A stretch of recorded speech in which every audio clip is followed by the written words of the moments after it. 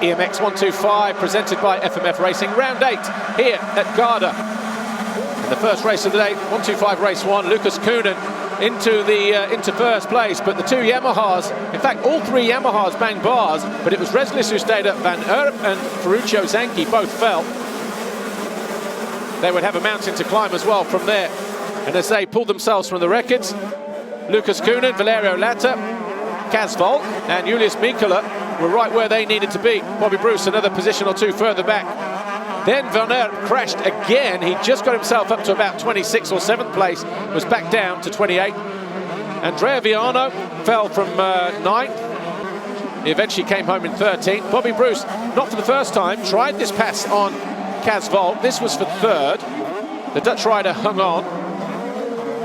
And then Mikola came under attack from the 33 of Kai Karsmakers. Eventually his move did stick as well, but Fueri was lurking behind and then making a bit of a charge.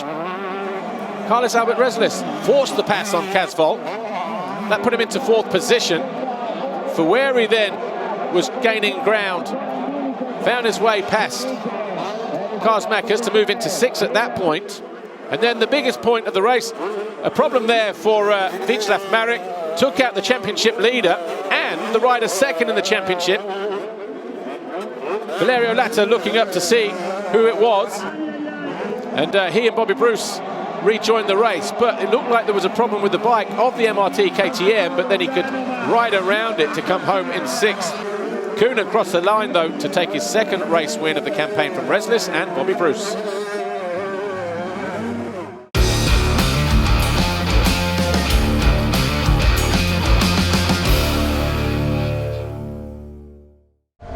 EMX125 presented by FMF Racing, race 2 here, round 8 at Garda. Lucas Koenen once again streaked into an early lead. He was closely followed by Andrea Viano, the 432 of Ivano Van Erp and the number 3 of Valerio Latta. Latta was kept in 4th position though, despite an early advance on the number 8 ahead of him. Schmolders, Karsmakers, Bruce were all there in the mix, and positions changed frantically. Bruce able to capitalise on that mistake from Karsmakers as he edged his way around the outside of Schmolders as well. He got tagged there by Reslis on the way through, but still managed to find his way past Karsmakers.